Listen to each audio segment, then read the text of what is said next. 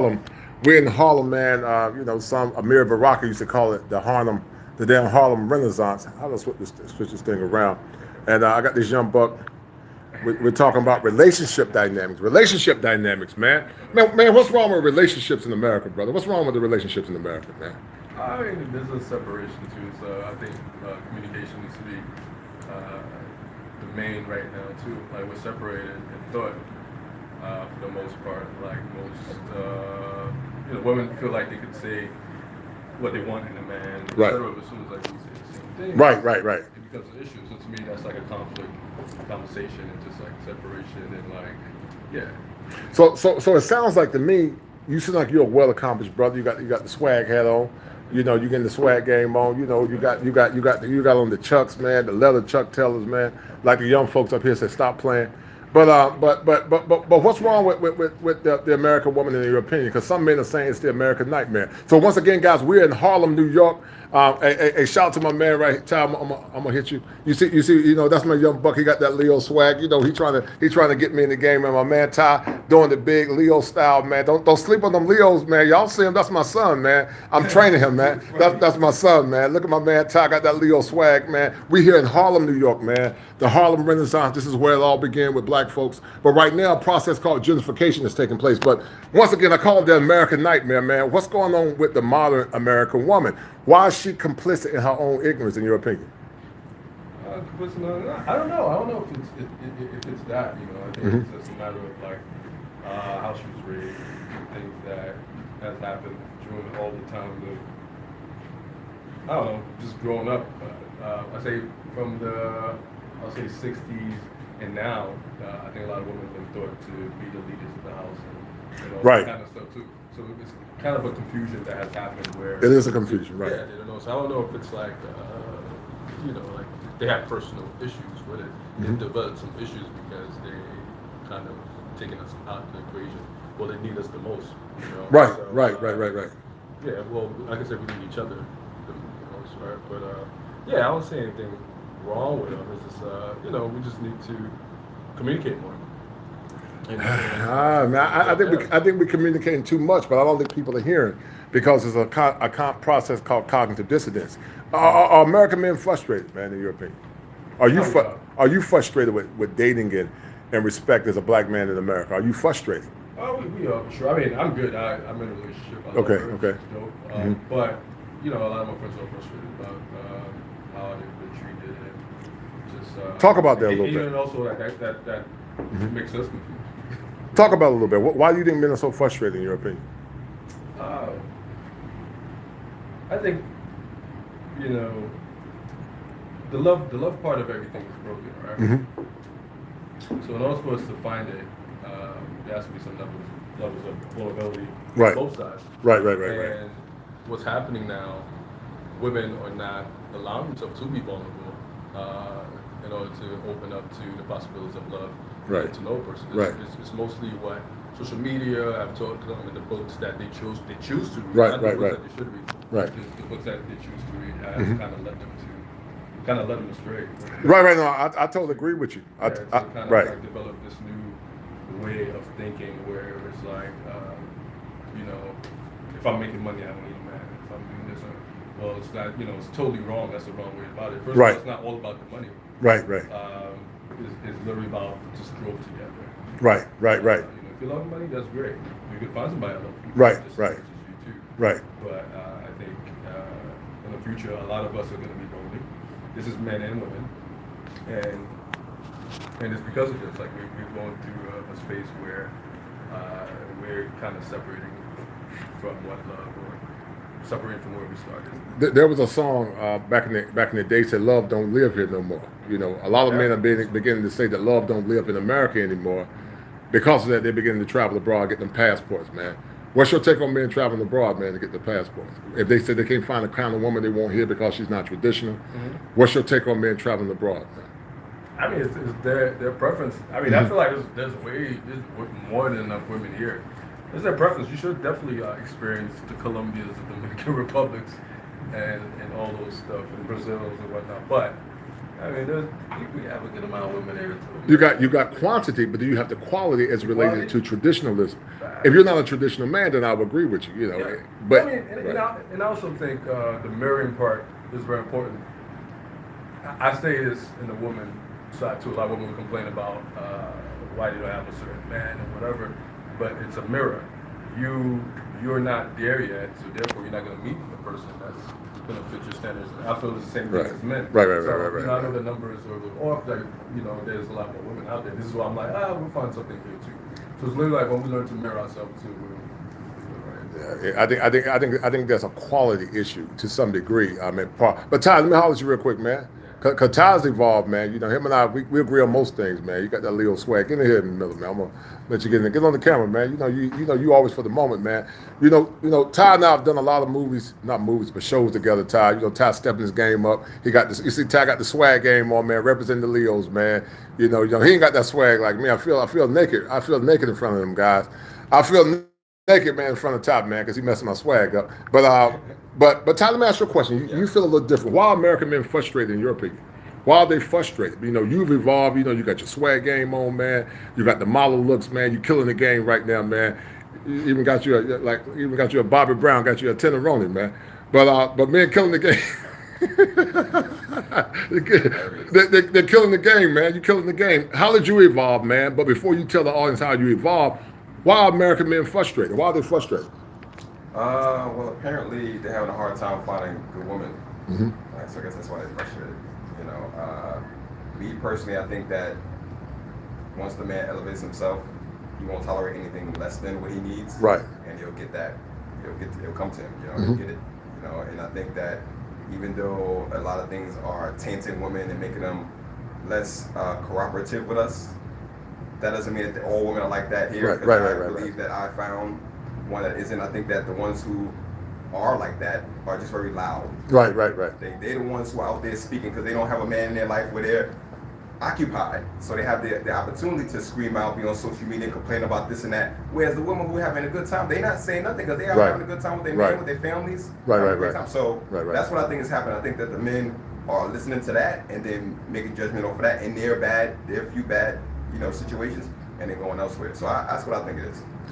You know, there's a saying that say Kevin Samuels started the conversation. He was for relationships being solidified here in America. I would disagree with Kevin to some degree. I like his tenor and his desire to bring unification here in America. But for traditional men that believe in cooperation, I don't have an issue with men traveling abroad. He talked about the image of the black man. Is the image of the black man under attack in you guys' opinion? I mean, when hasn't it been? Right. We came to this country, like, it's been in the newspaper since the 1770s, whatever, you know what I mean? So that's not even, it's up to us to that's the reason why I do what I do. You know what I mean? That's why I brought you here to this spot. Right. When you did shows on the image of black men, you had brothers in the background. This is the brother in the background. Yeah, my man Ty. People use that image because it's solidified with black men. These are the brothers. That was. This is the dude. That's the dude. Yeah. That's him. Yeah. Okay, with the guys with the hats on. Brownstone. This is the got you. Well, yeah, I definitely got, man. Y'all, I'm gonna get a hat, man. So I'm gonna make it original. I'm gonna make it kosher, man. Y'all gotta make it kosher. Because if it ain't 7, it ain't kosher. If it ain't kosher, it ain't right. So I'm gonna make it 7. I'm gonna get a hat from these brothers, give them some business, man.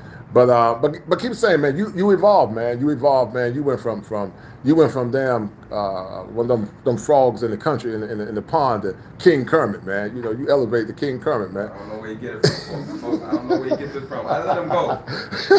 You let what's gonna come out of it? Sometimes it drop down like an anchor. You know what I mean? Right. So like I said, in order for me to get what I want, like with my career, with my health, with my lifestyle, the way I dress, my image, all that. Same thing with the woman in my life. Right. I want to be the woman I want to have. In order for me to get that, I gotta own. That's the only thing I'm going to accept. And I'm a type of man where it's easy for me to get a woman to be attracted to me. So I can easily identify if she's the woman I need or not and move on to the next one. Right. I can quickly do that, so I'll identify the woman I want. Right. Does that mean all women in America are bad? No. Yes, America is brainwashing women to an extent to make them believe certain things that's going to be hurtful for them in the future. Right. Because even if they have success and degrees, at the end of the day, they're going to want somebody to love them and hug them When they 40 and they got the money and all that, I know some of these women, they're miserable. Yeah. You need that. Women have to be cared for, protected. They need to feel like protection is around, so they can be natural, the beautiful things they are. Right. If they don't have that, that's when the anger, the strong chest, the strong shoulders come out, because they got to defend themselves. Doing manly stuff in their life.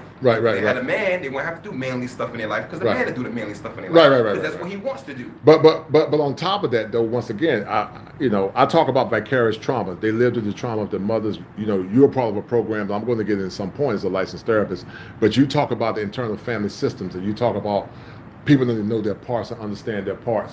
When you talk about parts, Ty, from an internal family system perspective and generational trauma, how it's been cycled down into a lot of people, what do you think has caused this great chasm or disparities, and people are not willing to do the introspection to deal with their parts? Why is that so hard for so many women in America, in your opinion? I think it's hard for all of us. I mean, we all grew up in, if you're black in this country, you don't went through some stuff from this country, what this country does to you and what it shows you and what it says we are. Like you said, black men's image been under attack since the beginning. Every sitcom, every talk show, even the music even from our rappers. They're saying the crime, hurting each other, calling each other N-words, calling their women B's. I mean, it's us out of our mouth, but it's them funding it, making them, like, where's the public enemy when George Floyd happened? There's no public enemy that was being promoted to be the voice. No, they promote all this other ratchet, the Cardi B and all that other stuff. That's what's happening. We don't have control over that. So the culture that we live in, some of us have to be fighting for something different and not flowing with the current of what the culture is. And that's what I do with internal family system. Understanding our therapy model, we can understand who we are, right? We all a collection of parts. When we understand what those parts need, we won't act out the way we do. And that's both men and women, because when women doing the things they want to do as far as have their careers, that part of them made men who want to have a relationship, part of them go out to other countries. These are these parts acting up with agendas. Parts have agendas. Right? When they with self, you're open, compassionate, caring, creative, courage. You wouldn't be afraid of seeing what a woman could do. So I'm trying to live more self-led as opposed to parts-led in IFS language, so that I can identify who I'm with, what woman I'm with, and how to interact with her parts. Once you have that, then all the stuff that's happening out there, it don't faze me like the way it's phasing all the other brothers. Because I've done something different. We have to do something different. Like, we have to elevate ourselves. If they that way, we have some of it. If they so money, some of that mud got on us too. We all got mothers and sisters and aunties. Some of that mud got on us, so we got to see where the mud is on us too. Scrape it off so we can see where the mud is on them. That's how we come together. But I think historically, the mud has always been on brothers in America, to the point that it's been exacerbated with many talk shows. For years we heard that black men won't ish, you're bums, you're lazy, and we just ate it. Now you have brothers like yourself, like the brother over here, they're saying, no more taxation without representation. He didn't say it, but he didn't say it directly. Man, these Negroes are turncoats, man. They got customers coming. Okay, all right. Well, listen, guys, hold on. I'm gonna come back in. Just walk out, man. I'm coming back in, man. I'm gonna buy some hats from y'all, man. So we're gonna look at the Browns. How you doing, man? I'm coming back. Good. But yeah, man. So I got my man King Kerman, the flex, man. I'm gonna come back in the store. I ain't want to mess the money up. But these are the brownstones in Harlem, man. These are the brownstones in Harlem. Ty, what do you think about the gentrification, man, that's happened here in New York, man? What's your take on the gentrification, the lack of unity, man? These used to be homes where a lot of our people used to be at years ago, man. But now the brownstones that used to be, you guys can see these brownstones now about $3 million. The brownstones that used to be, man, are no longer, man. So what's your take on, the lack of sovereignty, man, as it relates to, group collectivism and also the cultural dynamics of black ownership and enterprise? Well, that's the reason why we got to have strong black families, right? That's the reason why we got to have the women coming together, coming back into the family. You know what I mean? So we can bring that back to us. Now, see, guys, Ty's an optimist, man. Ty's very optimistic. I ain't mad at him. Ty optimistic, man, but I ain't as optimistic as him. What man. else we gonna do? Yeah, somebody gotta be. I think somebody gotta be pushing towards that solution. As long as we're alive, we can try to push towards that. And if we don't have families, strong families, which includes a man, a woman, and a family, and groups of family coming together collectively, then that's why gentrification can happen. That doesn't happen in areas where the community is strong and live together and communicate with each other. If the men and women are separated, That's at the core. That's like separating at the core. You know what I mean, of what people are. And if you can't have that type of relationship, you can't build a nation. Right. And a nation protects from gentrification and things like that. Right. Yeah, I think it's more nuanced. I think, like I said, man, you're very optimistic, man. But guys, you've seen it, man. We live, man. We bring the live in Harlem, New York, the Harlem Renaissance. Amiri Baraka, some of the black intellectuals used to live here years ago, man. You know, we got Ty. He's modifying his image. He's changing the laws in his mind. Shout out to Mr. Palmer. What did it feel like, Ty, when you began to evolve into the man you are now? You know, you're a very polished man. You know, you got your swag game. You know, you was a lion and captive, but now the lion is out of the cage, man. What does that feel like, man, to be the man that you are now, man? It's the best time of my life. Right. The best time of my life. Everything is better than ever before, because I've learned how to identify my issues, where I was messing up in my own life. Right. That's the only thing I could do.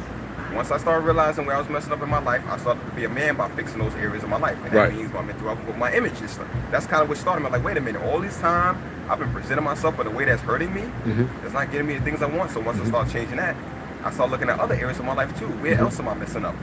That's in everywhere I messed up, and I learned how to fix it. I turned it into a business. Right. That's why image coach, relationship, helping guys moving on after betrayal.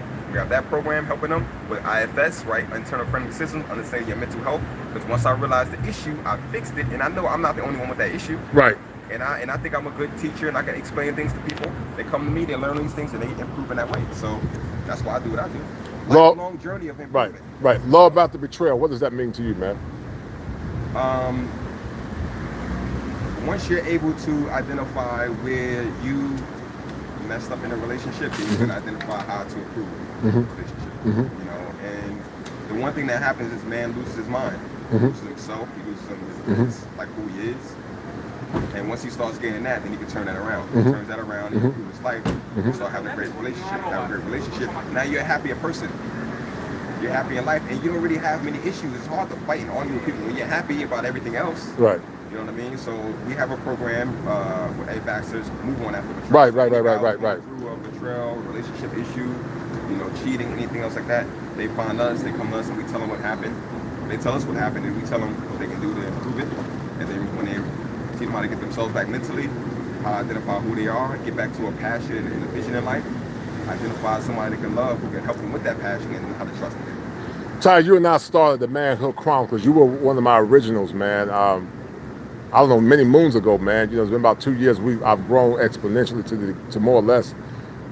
What did the Manhood Chronicles mean to you, and why is it so important for men to come together and talk, to share their story, to share their pain, and to share their dreams and their hopes, man? Why is that so important in your opinion?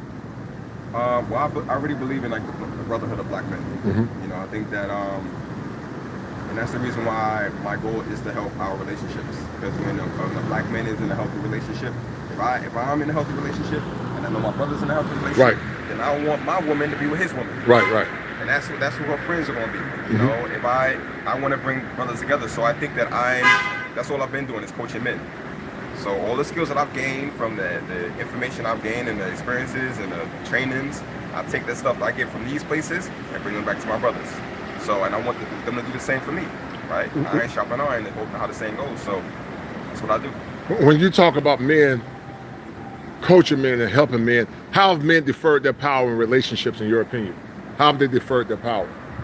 They didn't realize they had the power, like just like awareness that you're the one who is in power. You